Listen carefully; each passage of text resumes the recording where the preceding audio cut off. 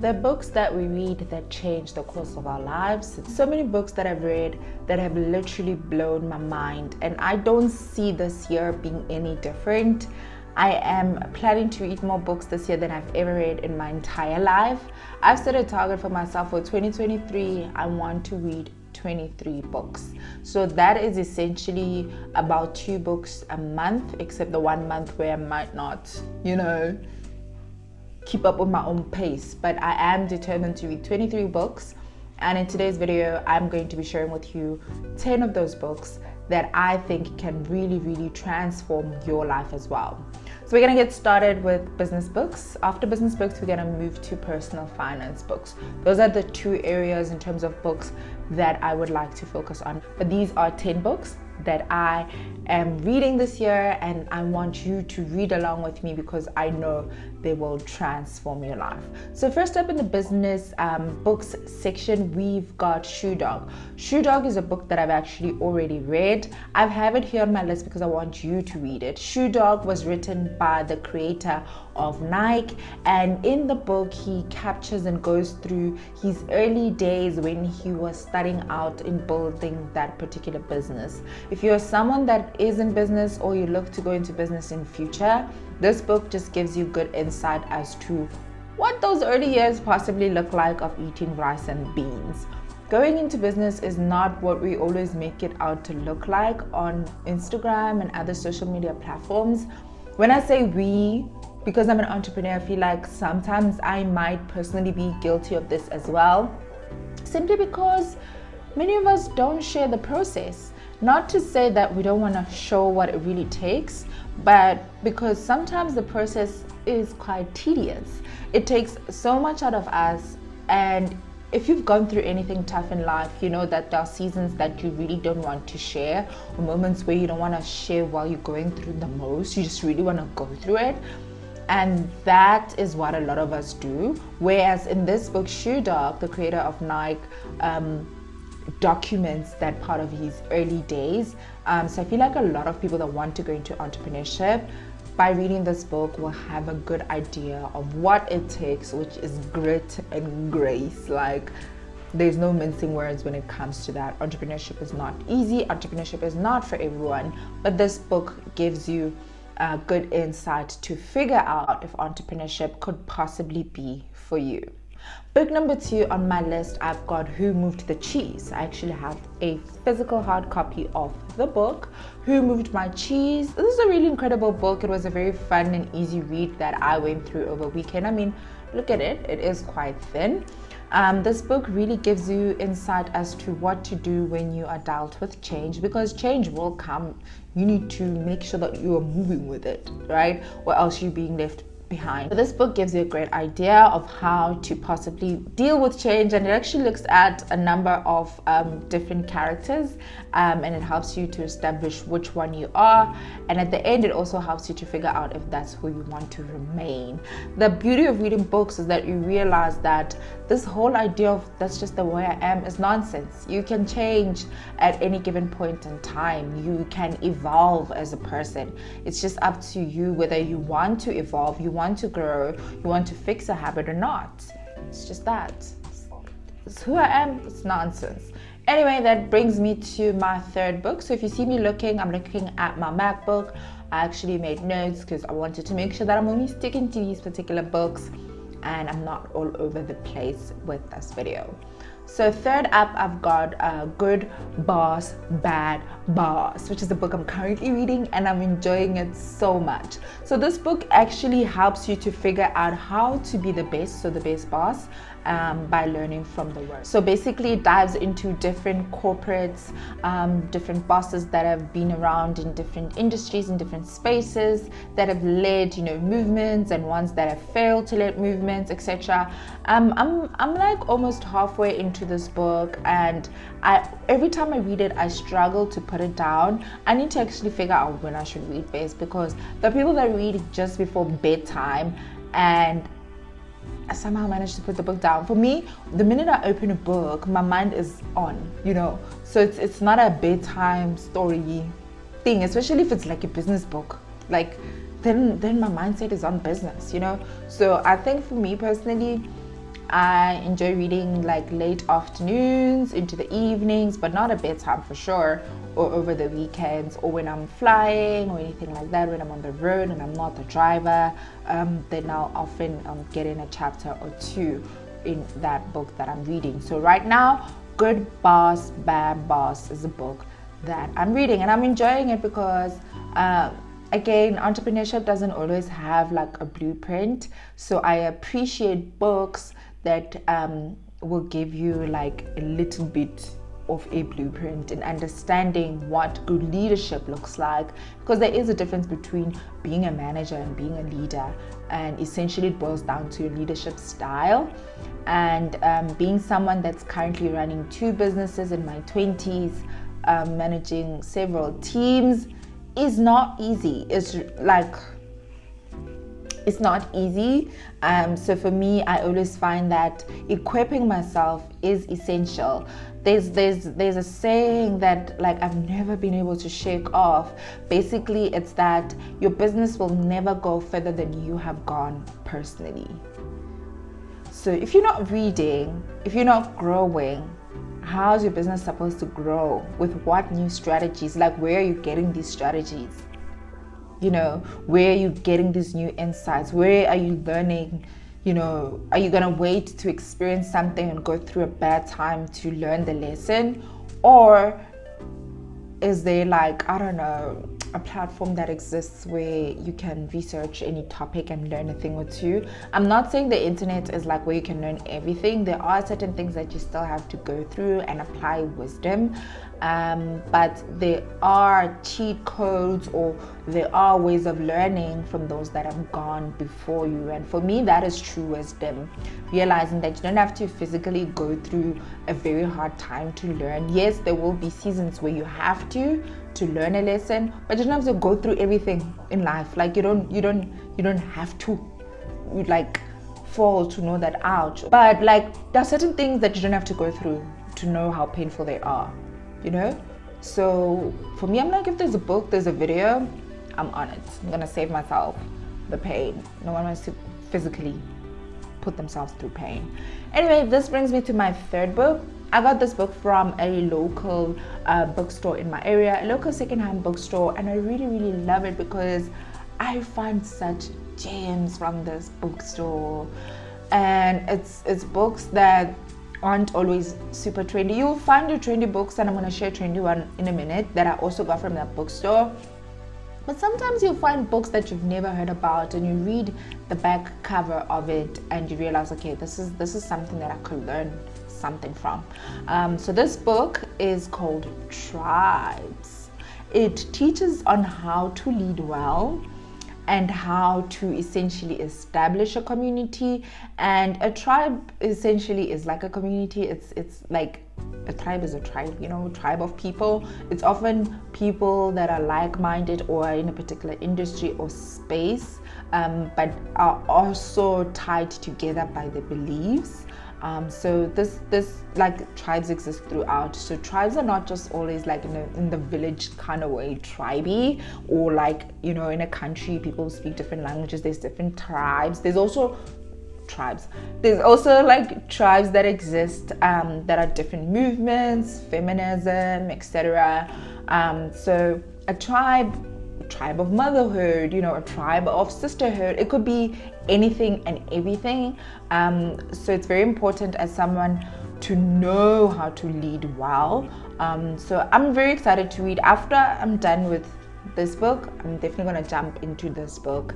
I think it's really great to always invest in yourself. Just personal development is never ending.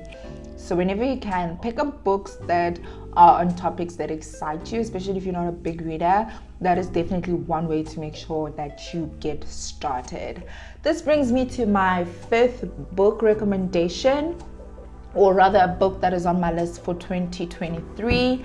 It is called The Mind Gym. Again, this is a book that I picked up from the same bookstore, and often before I buy a book, I'll actually flip through it because I want to just see if I like what's inside. I don't buy based on the cover, the whole concept of not judging a book by its cover. I mean, this cover is okay. There are other covers that are a little bit more excited. Like, the colors here are a lot. Like, I'm trying to figure out when I'm ready to share and when I'm reading this book, and I aesthetically, like when I'm posting my current read, like with a cup of coffee, like the slime is a bit too much, So yeah, those are just some very superficial things that we think about when we are reading a book or picking up a book. I like this one because it speaks about how we have this problem of never having enough time, and it says that the idea of never having enough time is as old as time itself. So this book really gives you ideas of how to take charge of your time, how to have more time, or how to have more flexibility, how to never always feel like you are in a rush for everything and anything, and how not everything is urgent at that point in time. Funny, I haven't read this book, but by just doing this through the book, I've been able to draw up those conclusions, and hence why I picked it up, because I knew that there's a lot in this book that'll probably help me, lady that always has a lot on her plate. So I'm super excited. So if you are someone that often deals with, maybe you're juggling school, you're juggling work, maybe you have a side hobby, you have a side business, and you have this and you have that, and you feel like sometimes life can be overwhelming because of so many things that are demanding your attention, and you're struggling to fully commit to everything and feel like you are having enough time to even just breathe, I think this book could be good for you. I'll do a proper review of it once I've read it. I can't speak too much on it because, again, I do still need to read the book. But so far, I'm excited to see what it has in store for me, because I am someone that tends to deal or struggle with time management. So yeah, I can learn a thing or two.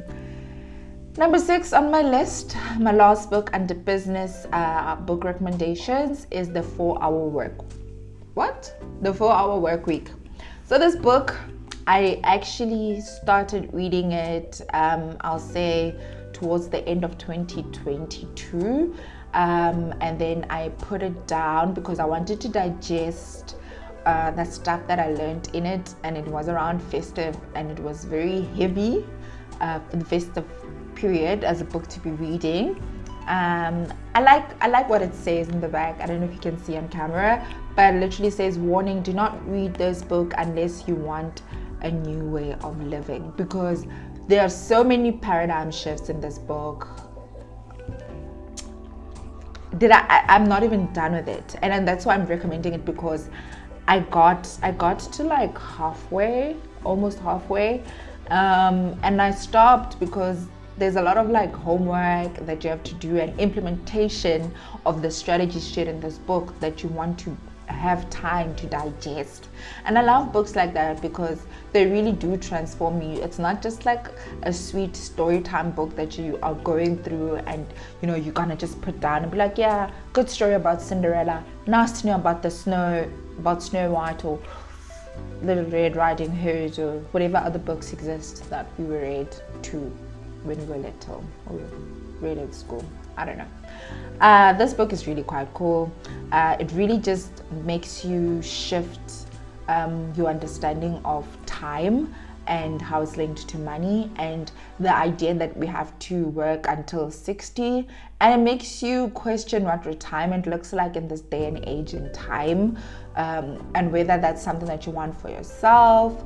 And instead it introduces a concept of mini retirement. Instead of waiting until 60, you're in this one job your whole life, or maybe 2, maybe 3 companies that you work at, you have a provident fund, great stuff, you're ready for retirement. Often what I've seen, which is very sad, is that most people get to that retirement age, they retire with what they think would be enough for a lifetime, and you realize that you actually have more years to live than you thought. And therefore you actually need money. Like, how do you retire at 60? Let's say you're gonna die at like only 80, 90 or 100. You essentially have 20, 30 years of living expenses that might have been covered during your work years, but meanwhile you were not saving that much or even your company match was not even that much. And then we stop having anything to do during the course of the day, and our bodies start to deteriorate. It's a very big English word, simply because we have nothing else to do during the course of the day. I remember someone mentioned that instead of retiring, revocationalize, big words. So find a new job for retirement that is not as intense on your body as the job you've been doing, from your 20s until your late 50s. But yeah, this book makes you think about money differently, like I've said, and it also just challenges you to consider, different income streams, to consider what financial freedom looks like for you. And it also it's a very fun read, honestly. I've been putting it down simply because I'm digesting, but it's a very fun book. I think the writer wrote it really, really well.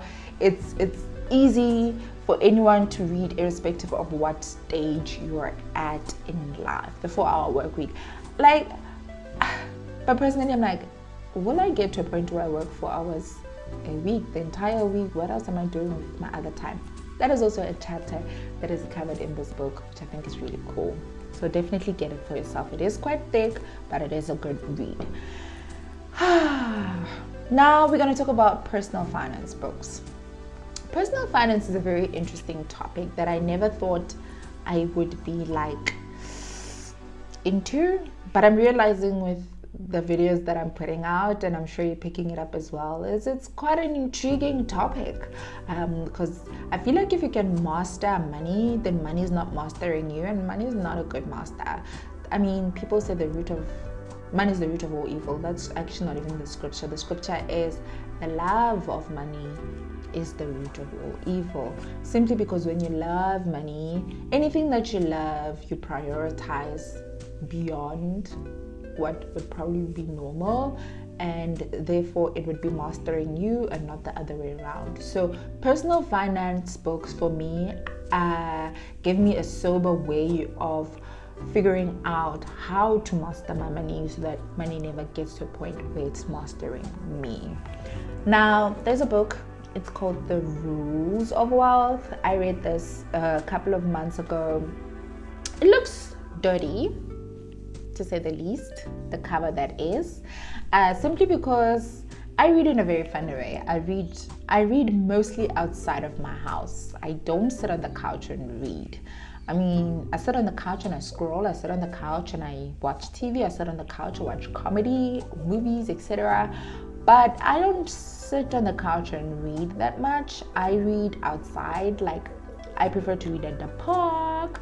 I will read in the car. I will read on a flight. I will read everywhere else except my own house. So you can see there's spillage. I don't know what's happening. But for me, that shows that I really dug deep and I went all the way to the end with this particular book.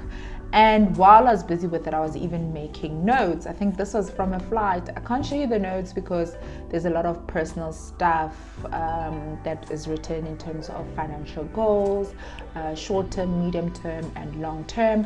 And this is like that thing that they give you on a plane, right? To throw your trash in. I always repurpose those to be able to write notes on the other side. I always have a pen with me, which I think is very, very important. But yeah, there's a lot of good rules. Again, this is a very easy book to read. It's not that complicated. It goes through, how many? Let's see, over 100 rules of wealth. That's a lot of rules, guys. Those are a lot of rules. Shucks, 107 rules of wealth. But I'll just share one or two with you to entice you about the book. One, anybody can be wealthy. You just need to apply yourself. It's the first rule, and then basically dives into thinking about how to establish wealth or how to build wealth or thinking wealthy. The importance of setting objectives, giving yourself a reality check, and calculating, from setting budgets and calculating returns. And also knowing how the wealthy think.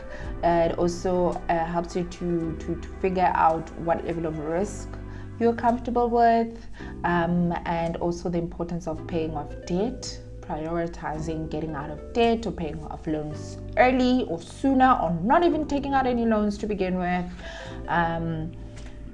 Yeah, it's a really nice book that I think probably revisit, or even if I'm just revisiting the section where it's more of a summary and not always going like diving deep into the book, I think it is a good book to definitely grab and have as a playbook when it comes to building wealth. All right, and then number 2, I have a book that I haven't physically gotten a copy of as of yet. It is called Manage Your Money Like an Adult. Right? I think this book, I've seen a few friends read it. I've heard great reviews about it. I like that it's a very practical book.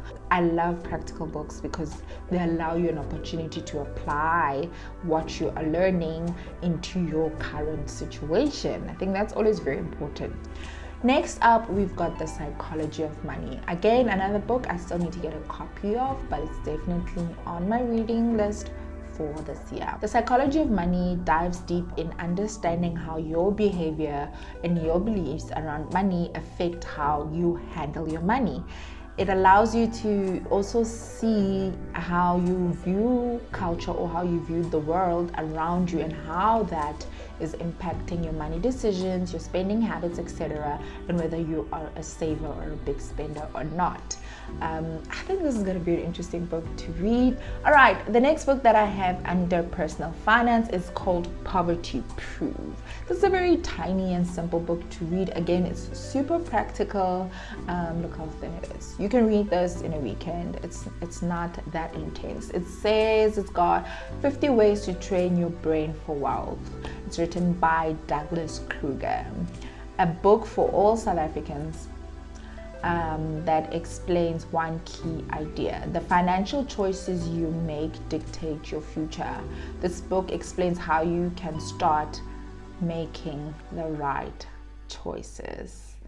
That is so interesting. I love it. Also got this book from that secondhand bookstore in my area. But buy books online, borrow books from friends, return them in good condition. I've been banned. I used to borrow books from my brother, and because I never read books at home, I'm always reading them when I travel. I remember he borrowed me the Monk Who Sold His Ferrari when I went to Thailand, and it was so cool because while I was in Thailand, bumped into a real life monk, and I just found that to be super profound. But that book did not come back in the same condition that I was borrowed, simply because, it went through customs, it went through planes, it went through transfers from airports it just went through a lot, and I felt very bad. He hadn't even read the book himself. So yeah, I've been banned from borrowing books from family. But I don't mind borrowing friends' books because I trust my friends. They're not like me. The books will return in good condition, or else they'll also be banned. But do explore that method if you feel like buying a new book every single month is not sustainable for you, or you want to read more than one book a month, and you don't want to be buying like plenty of books. But having bookshelves is fun. Filling the bookshelves is fun. Today my bookshelf looks partially empty because half of the books are on this table that we are basically reviewing, the 10 books. That makes it sound like I only have 20 books, but you get what I mean. So that's Poverty Proof. Very thin book. Again, I found this book actually to be quite similar to this one. It's funny, I bought them around the same time. I read this one first and then I dived deeper, but I still enjoyed reading both of them because I guess it is on the same topic. It's about not being poor and building wealth. So there will be some similarities. And this brings me to my 10th and final book. Again, a book that I don't have a copy of as of yet, but I look forward to getting this book because I've heard such great reviews about it. It's called The Millionaire Next Door. It surveyed several millionaires that didn't look like millionaires, simply to establish what habits did they have in common, how did they go about building their wealth, And interesting enough for them, many of them were driven by financial freedom, the idea or the concept of financial freedom, and not feeling tied to, you know, let's say you lose your job tomorrow, all of a sudden you can't afford your entire lifestyle. Like your whole world is just flipped upside down. That is very, very dangerous.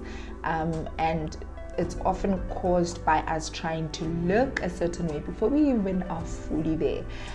So it's important to make sure that your foundation in life is super solid, and anything and everything else that you add on top of that, you're building on a solid foundation. It's so important to make sure that, you know, you've set certain things in stone, or certain things are set in stone, and you're just adding on, building on top of. Many of us live, you know, beyond our means, and we don't understand the concept of living below our means, because there's a quote that says that if you feel the need to live below your means, it means that you're not creative enough to think outside the box. No, it's not always that. Think outside the box, have several multiple, you know, income streams, but still don't spend everything you make. I think that is literally the golden rule, and that's a mistake that many of us make.